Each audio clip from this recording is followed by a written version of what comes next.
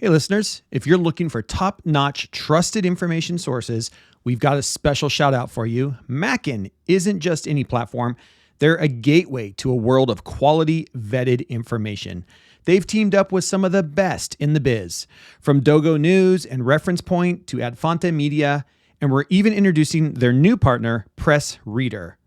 With so many incredible sources under one roof, Mackin ensures that you get only the best.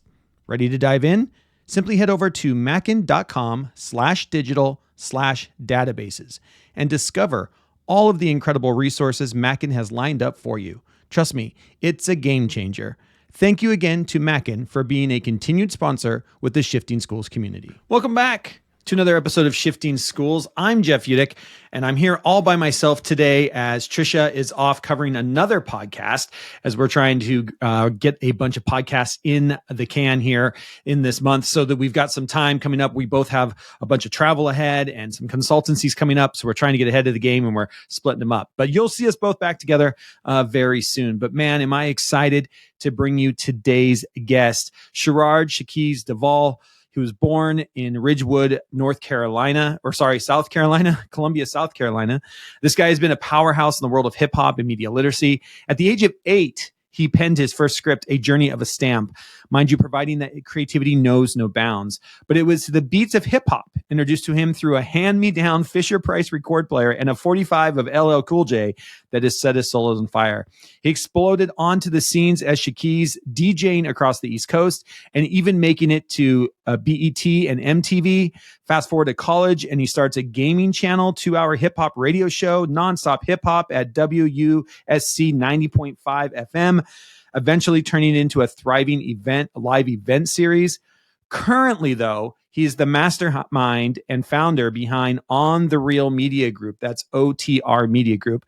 I can't wait to dig into this fascinating journey and just talking to Sherard today about the idea of screens. And a couple things I want you to listen for in today's, and I'm going to read these from my notes here real quick. But he just dropped some amazing knowledge for me. The first thing he talks about, the language of the screen language. How great is that? We talk about media literacy. We talk about information literacy, but that the actual language of a screen. And Sherard gets into that today as well. He also has this great quote I want you to listen for where he says, media literacy is self-defense. Think about that for a second, folks. Media literacy is self-defense. And we're going to get all into this today about media literacy, about the power of storytelling, about the power of having students be creators rather than consumers on their devices. I'm so excited for you to be able to listen to this with Sherard Duvall. So buckle up, folks, because this conversation is going to be one for the books. I'm excited to turn you over to Sherard. And with that, on with the show.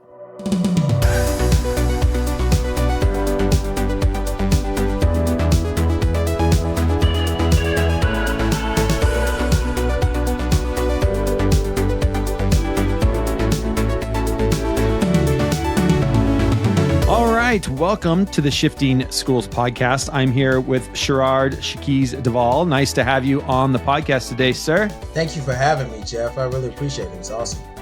Awesome. Well, thank you for being here. We're going to jump right in with our questions. Today, your work focuses on media literacy education, something we're huge fans of over here at Shifting Schools too, Good. And nonfiction storytelling. As an artist, you started in a different medium, DJing, which is kind of cool. How has working across these different mediums helped you as a storyteller? You know what? That's such a great question to start with, because in my music world, music part, everybody has multiple parts of themselves, right? Sure. Which is where the Shaquille comes from in my name. Shaquille the Beast was my DJ name when I was a DJ for a long time on radio, and then I did some TV stuff, and I still DJ. DJing hip hop is a big part of my heart. And DJing for me was always about storytelling. You know, I was kind of trained more in the old school world of DJing where, we love performing for a crowd. And I remember very early on, some of my earliest mentors like DJ Shakim and DJ and people like Vern Large here in South Carolina, they would tell me, it was like shaping you're taking people on a journey. When you're DJing for them live, and that journey is like a story arc, right? You have your beginning, and then you have your rise in action, and then you have your climax, and then your falling action is the end, right? When you get to the resolution. And that was kind of my claim to fame as a DJ, was programming and understand and taking people on that arc, never playing the same second records twice, whether I was doing a college party, or whether I was doing something for BET, or whether I was doing something for a wedding. It didn't really matter. It was the same thing. And I was well known for that. And so understanding the way story works, and the way story arc works, and the way that story connects to people, is something I've been doing for a long time. And it's so interesting to me because I started my journey into film around the same time I was kind of like at the height of my DJ career. I went to the University of South Carolina. I'm a media arts major there. I came out in 2001, and that was at the time when I was on radio and was making appearances on BET Rap City and stuff like that. And as I shifted into the film industry, it's interesting, Jeff. When you're first going into a career, when you're younger, you think that you have to separate. You have to create these compartments, right? There's the Jeff that people know, your family knows, your friend knows, and then there's the Jeff that's the corporate, right? Jeff. Yeah. And that's kind of how I was for a while, because I was like, I got to make up my name separate from what I was doing on radio, and so I want everybody to call me Sherard. But then as I got into doing more stuff like VH1 and MTV and ESPN. And then I started working in the documentary world around 2013, 2014. I was like, oh, like the way that I felt about story as a DJ works the same way in this world. Like, it really is a journey. And that journey has what I call human connective tissue, if that makes sense. Like there's certain things about stories. It doesn't matter your gender or race or religion or what part of the country that you're from. If you can connect to that tissue that makes someone go, oh, that sounds like my mom, or I know a friend that went through that, or man, that reminds me of something I went through with my wife. It's the same human connective tissue you have with a complete stranger when you're at a show or a party, right? Y'all are singing the song together. You've never met this person ever in your life, but they're feeling great. You're feeling great. And y'all are sharing this moment together, right? I love that. It works the same way in film. It's all about really getting to the heart of the story. And that's what we call here, and I call human connective tissue that bonds you no matter who you are. And to me it's kind of a piece of the same fabric. Yeah. I love that. Yeah. And, storytelling is storytelling. I love that. Once you kind of find out how it works for you, the median, it does go across medians a lot. Oh, yeah. Well, I really want to dig into, you are the founder of OTR, which is On the Reel. Can you maybe talk a little bit about that adventure? And we're going to dig into that a little bit here. Yeah. So OTR came about when I got, so full disclosure, I left the music industry around 2009, 2010 or so, because my film career was really taking off. And a big part of me leaving was I didn't like the kind of the way people were treated in the music industry. It just was very, it was like you're walking around in a fog all the time. You don't know who really can do what they say they can do. A lot of people are pitting on airs or lying to people. So I just got tired of dealing in that environment. And I went over more into what I call the corporate film environment, working more with folks like Discovery Health and Discovery Channel and ESPN. And I found a lot of those same attitudes in that world. And I was like, I love this work. I want to be a part of this work. But the people, I don't like the people that much.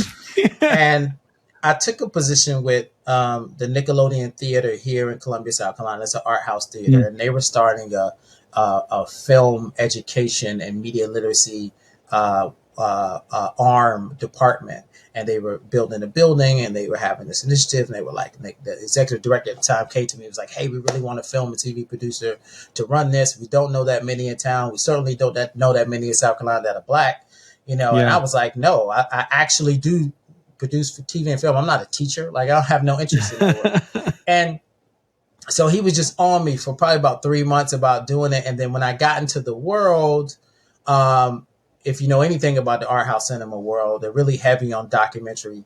And so that's what introduced me into the world of documentary work. And so it was at that time where I said, oh, wait a minute. I can take a strength of mine from the film world, which was I did mostly what you would call reality TV or storytelling that was documentary based. But in the network world, we're always packaging it, so it's not necessarily scripted, but it's definitely scripted.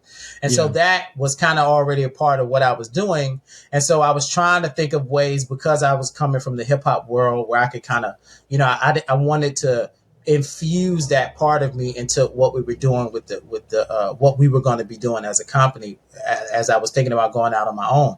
And that's how On the Real came about. On the Real is a hip hop term that just means authenticity. It means just honest and raw.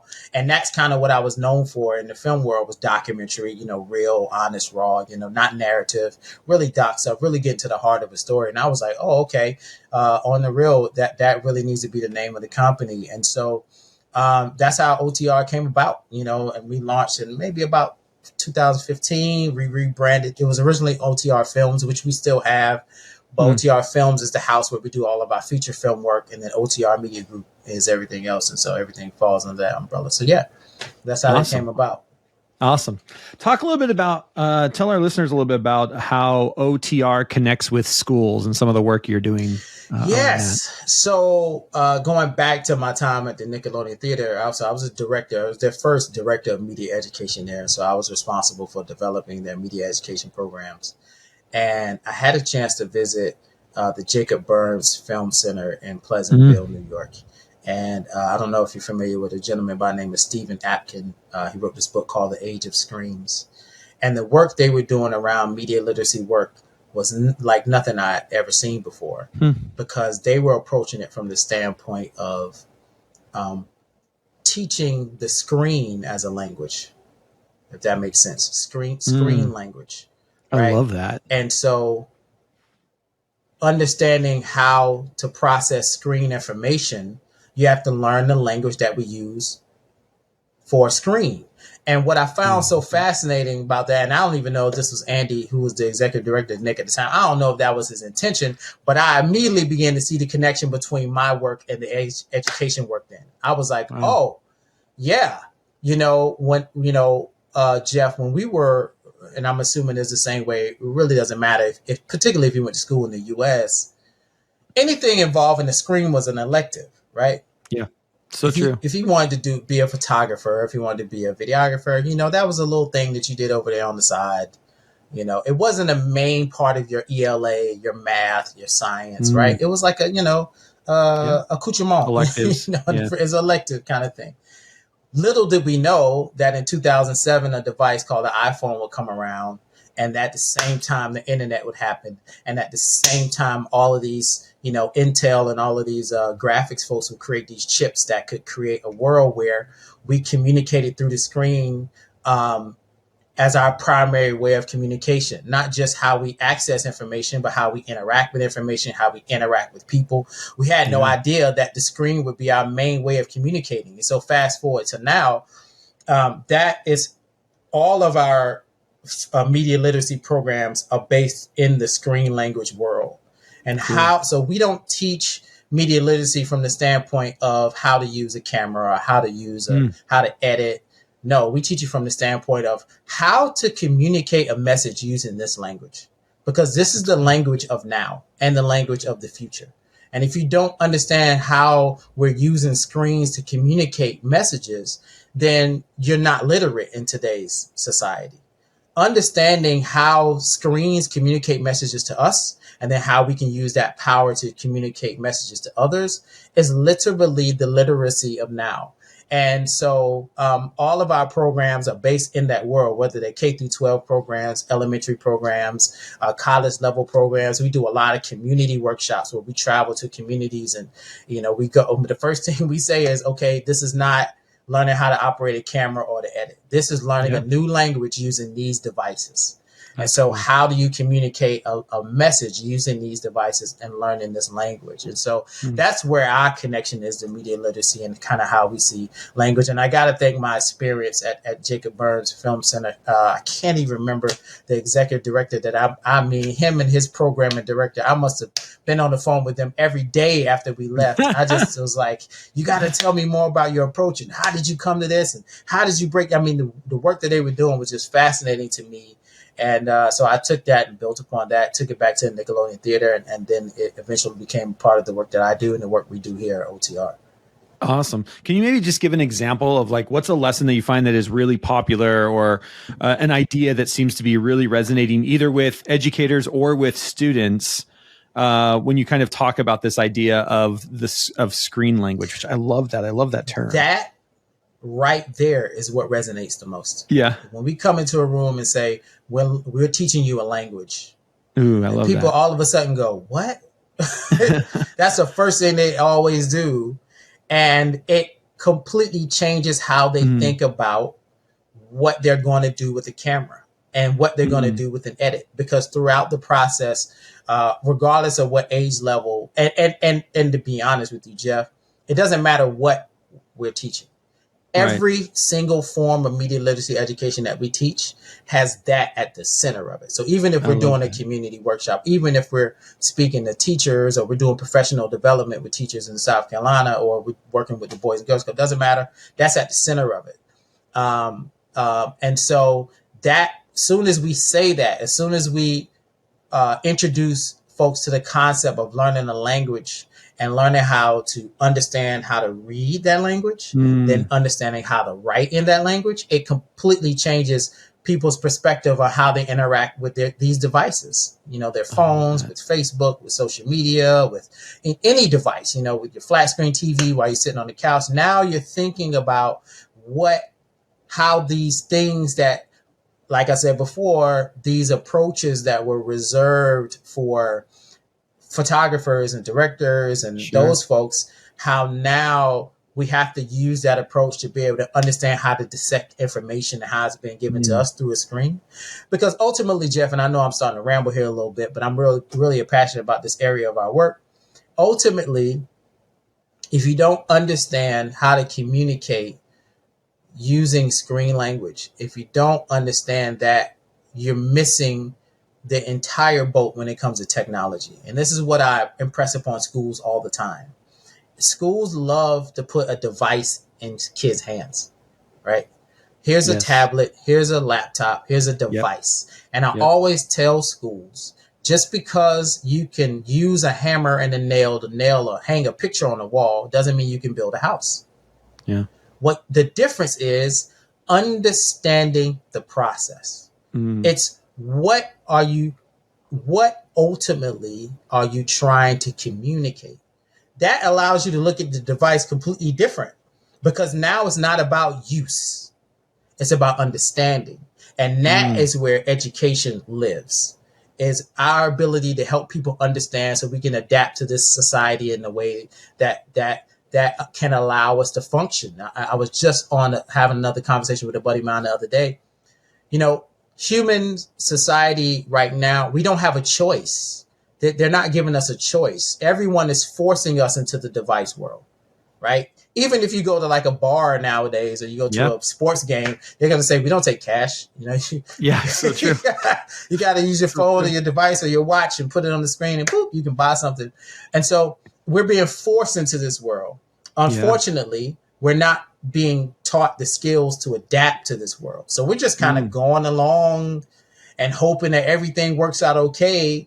And it's the first time human society has been in this place. At every other inflection point of adaptability, there was something that came along and said, okay, let's teach you how to catch up with the printing press. Let's teach you how to catch up with, you can actually access books on your own now instead of having to go to having one person tell you what's in a book. Or, even when it came to tools, even when it came to cars, right? This is how you drive. And this is a stoplight. And it's not like we had to adapt. This is the first time in human history where there's the adaptability. I mean, we're so far behind. It's not even. I agree. And we just assumed, right? I think one of the Well, the problem was, and we still do this, and I 100% agree with you. We just assume that kids know, especially students, right? Kids just know, and I hear this all the time from educators. Well, they just know how to use it. I'm like, no, they don't. No, they don't. No, they don't. No, they don't. They don't. And they know how to use it in the same sense that we know how to hang a picture on the wall using a hammer and a nail. Exactly. Which means you would never trust that kid to build you a house. Never, ever in a million years. No. They know how to do this. And, it's so fascinating to me, Jeff, that you said that, because parents tell me all the time, they'll see me speak or something. They'll be like, my 3-year-old, she just takes the tablet. Yeah. That's because it's intuitive. That has nothing to do with her ability to understand technology. That's because you press it and swipe. I mean, if a 3-year-old can't do that, then I don't know what to tell you. That's not fascinating. It's so true. They make these apps really intuitive. They make them very easy so that you know exactly what to do to interact with them. But that doesn't actually mean. And I love this. And I'd love to get into this a little bit. Now you got me pumped up. I love it. So here we go. Yeah. One of the things I love, and I'd love to hear your take on this, is when I'm doing parent conversations and even talking with educators, one of the things that we're always talking about, I love this idea of screen language. I just want to keep repeating that so listeners kind of start wrapping their head around, okay, I'm driving to school today. Where am I teaching this idea that the screen is a language? Yep. And to your point, on a laptop, on a phone, doesn't matter what the device is, right? Nope. You are interacting with the screen. That's right. And one of the things that I'm talking about all the time is, especially with students, is the amount of information that they see that the adults in their life don't. It was one thing to go back and say, we all sit down and we're all watching, a movie on TV, or we're all watching, and I usually use NFL on Sundays because most people do in America. I know I do. We all are watching that experience together, right? And we're all watching an experience. And so when an ad comes on the screen, I, as a parent, can have a conversation, if it's appropriate, have a conversation with kids saying, why is this there? What did you see? What do you notice? The problem is, in our smaller screens like phones, you're not seeing those same conversations, right? When a kid is swiping through Instagram, the ads that child is seeing are specific to that child. Yep. And if they don't have the language, if they don't understand what story is being told to me, what is happening here, what does it take to make that? I see the same thing happening now. TikTok with this generation is all the rage. And kids want to become TikTok influencers, or they believe these TikTok influencers more than they believe the parents and adults in their lives. Yes. And understanding that there's a language that is being spoken to them that is this storytelling language, to go back to, what OTR is, right? There's a language being told to you. And if you don't understand that, you're not going to be able to comprehend that you're being sold something. I would even push that further. You're not going to be able to function in the world that we live today. Not at a level that is healthy for you or your family. Ooh. I would even push that further. And the reason why I push that further is because, again, we're being forced to live in a screen world. You didn't ask for an Apple Watch. You didn't ask for there to be a screen at the gas station, or when you're in the hotel and there's a screen in the mirror in the bathroom. You didn't ask for those things.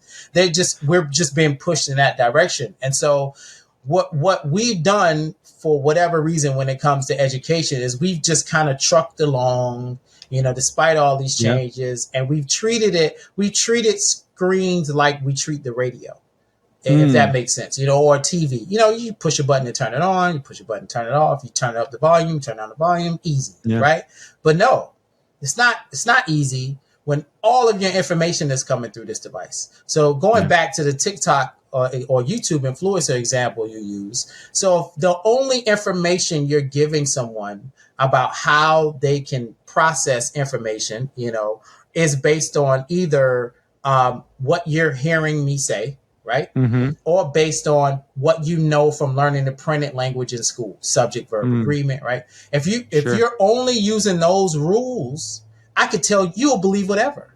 Yeah, so true. Right? There's no limit to what you can believe, because at no point in either one of those lessons, when it comes to a screen, is someone asking you to ask yourself, why are they telling me this information? What techniques are they using to tell me this information? What are they trying to tell me?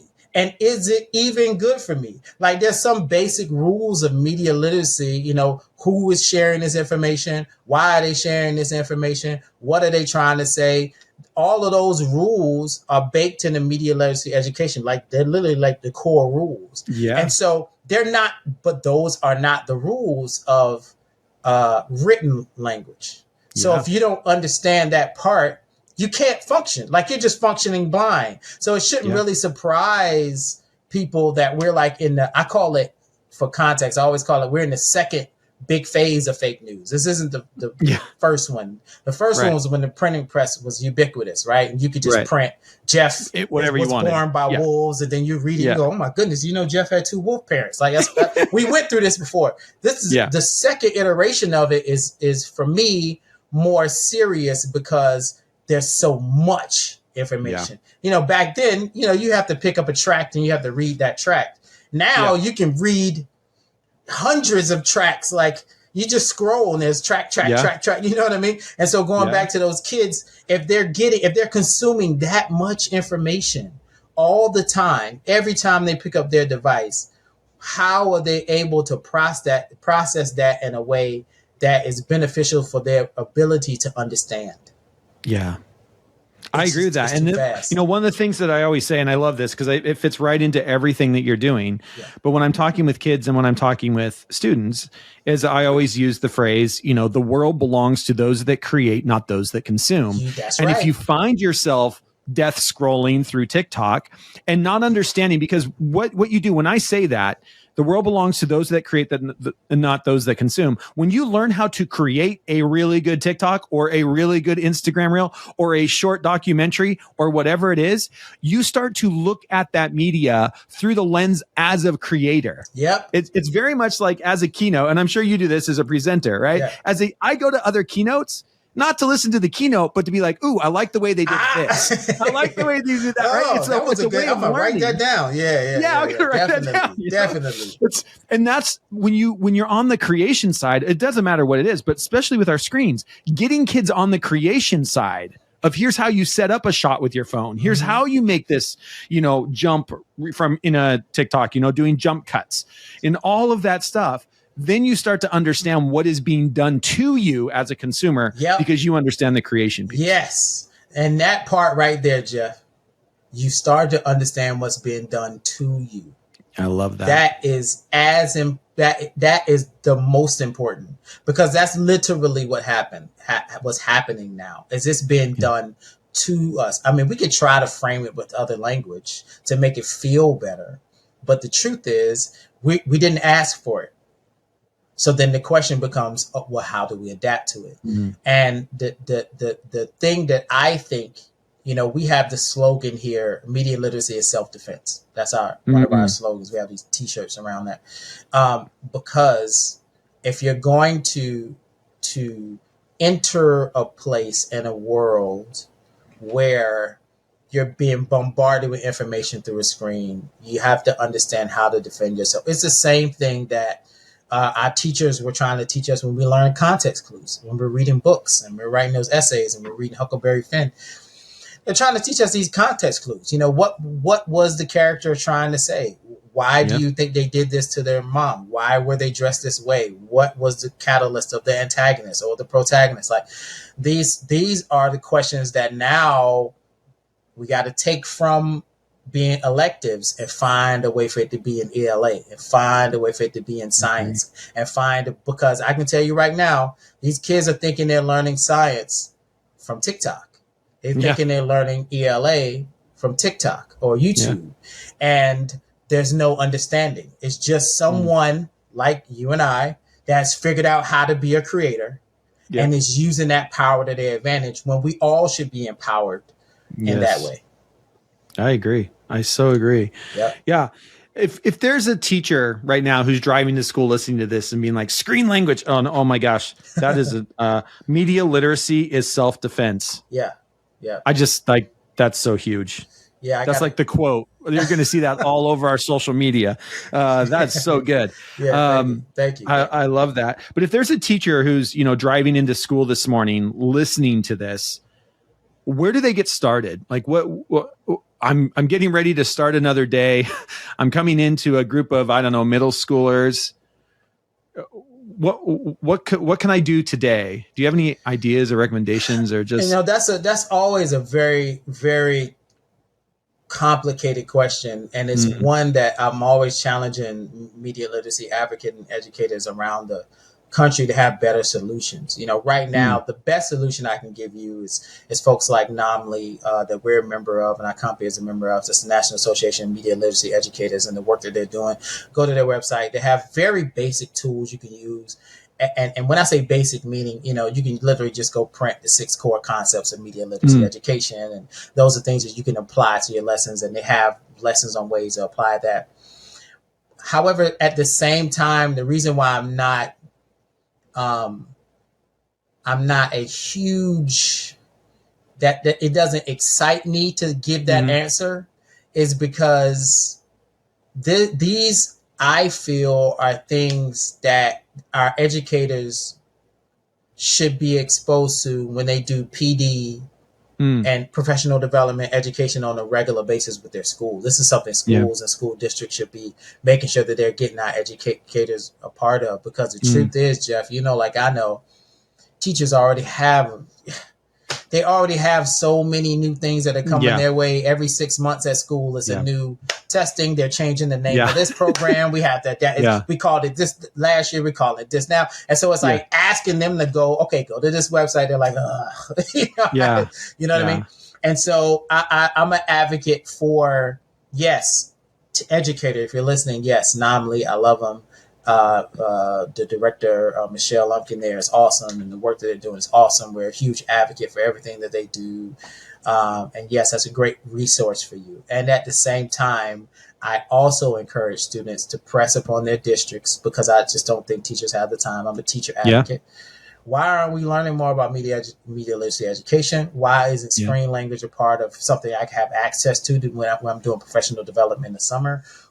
District, help us out, help teachers out, because I believe that's the role of the district, is to, every year we're doing those districts are doing those assessments, right? They're figuring out what the test scores are, how we need to, this needs to be a part of those conversations that districts should be on the forefront of coming to people like you, Jeff, or coming to OTR or NOMLY and saying, okay, how can we get our teachers more involved here so that they have another avenue that's accessible to them through their school pipeline, as opposed to them feeling like they have to go out on their own to pull this into their lesson planning for their classroom. Yeah, and I think when you approach it that way, and one of the things that I do with schools is try to figure out, because to your point, teachers are trying to cover so much stuff. You take math just as an example. I think there's something like 215 standards you're supposed to cover in 180 days, right? Just things that are just unbelievable right now in education. Science too. When I'm supporting schools and stuff, one of the things I'm constantly looking at is taking things like this around screen language and saying, okay, what does this replace that maybe we do instead of doing something else? That's good.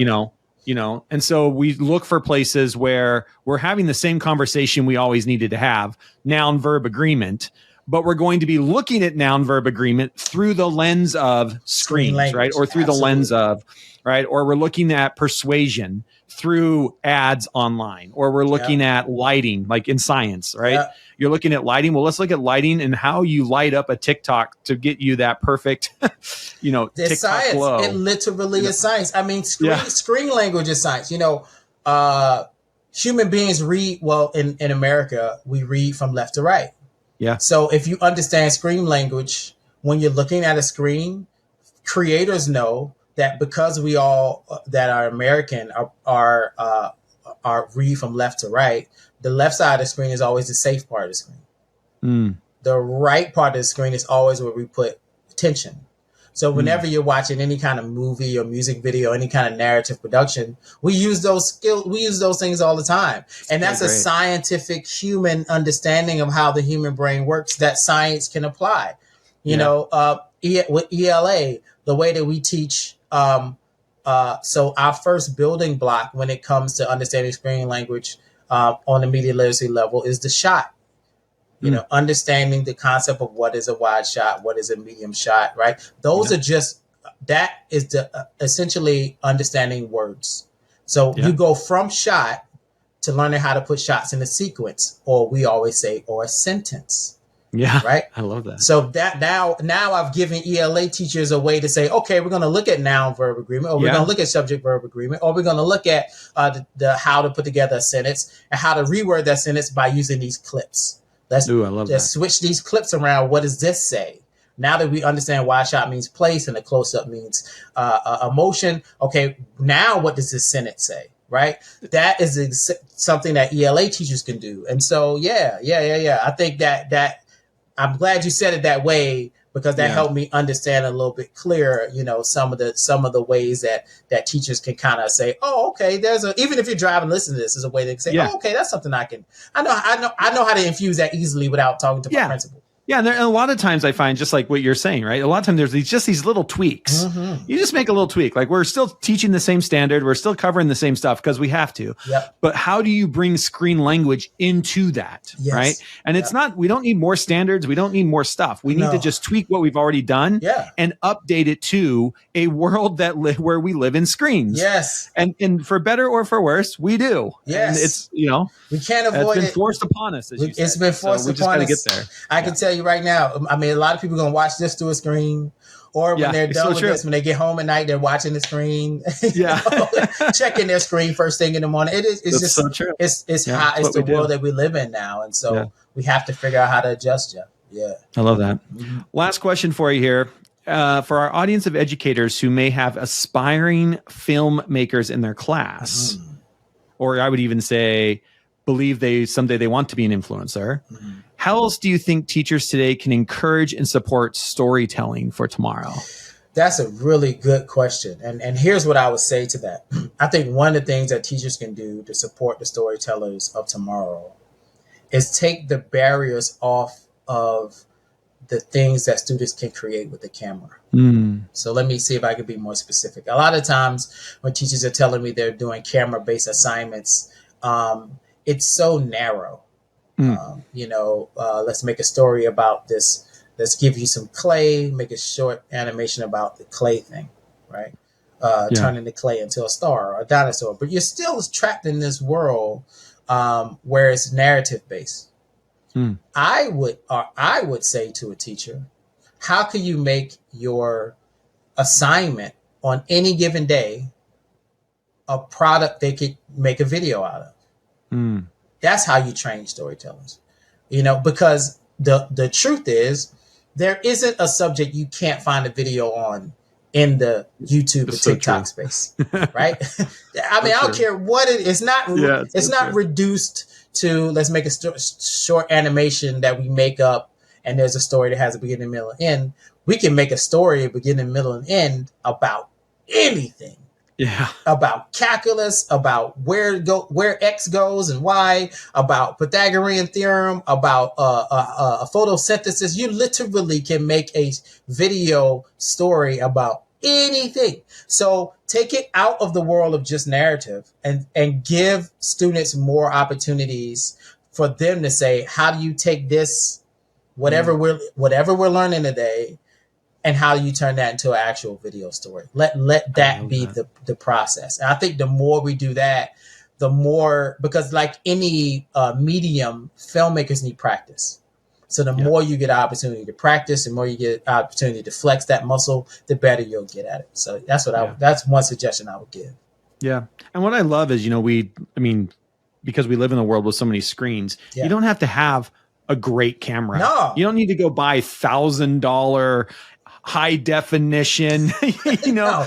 I mean, especially by the time you're in middle school, high school, you at least have every other kid has a cell phone. Yes. If not 98% of kids have a cell phone. Yes. That have 4K cameras on them these days. They all have cameras. They all have ways of editing video. Yeah. There's so many free platforms. It doesn't make sense. You don't have to go I remember I was talking to this one group. They were like, which tablet? I was like, I'm always an advocate of, I don't care. It doesn't matter. What I mean?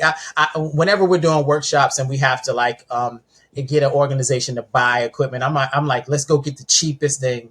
Yeah. Because I'm always a fan of understanding the basics. If they want to build from there, if they want to go up to a $600 camera or $1,000 editing software, fine. Yeah. But let's just start at a pencil and paper.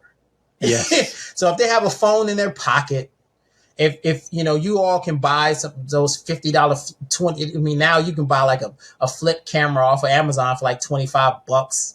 Do that. Yeah. Y'all got computers in the library. Microsoft has Clipchamp that's free that you can edit on. Do that and then start there, as opposed to thinking that there's that the cost barrier to this type of work is gone. Yeah, I agree. I mean, most even podcast platforms are free. You just literally you can go to YouTube right now, set up an account right now, and go live right now. So true. It costs you absolutely nothing. It costs you nothing. Yeah. Yeah. Costs you nothing. Yeah. Yep. Well, thank you for spending time with me. This has been fantastic. Screen language and media literacy is self-defense. The two things that I've got written down here to follow up on. Those are fantastic. I love it. If people want to learn more about you, about OTR, where should they go over to? How do they connect with you? Easy. OTRMG.com is our website. And it's the same on all of our platforms as OTRMG. I think our Twitter and Instagram and everything is at OTRMG or at OTR Media Group. It's really easy to find. Everything is the same branding and coloring, so we're really easy to find. And it's Facebook the same way. And so OTR Media, everything is OTR Media Group or at OTRMG. And so if you see that red and yellow and blue, that's us. And awesome. we and I can't thank you enough, Jeff, for this opportunity. And I just want to encourage you to keep pushing educators to shift education. We have to get our students as well as our adults, because that's the other thing we didn't get a chance to talk about. We got to figure out adult education. We got to figure out how to get post-college grads and people that are, that have already been through the K through 12 world. How do we get them adapted in this society where we have to learn all the time? That's one of the things. Communities. That's one of the things I love about the work you all are doing. It advocates for a constant learning system, which is what we push for. We believe education should be like a bicycle, not like a step, right? You should constantly be learning. And we got to challenge those things. So I appreciate the work that you all are doing in that space. And thank you for allowing me the time to just run my mouth. I appreciate it, Jeff. Well, thank you, Sherard. I appreciate you being here. And we'll make sure there are links to everything in the show notes wherever you happen to be listening to this podcast. So thank you, my friend, for a great episode and have a great day. Thank you, Jeff.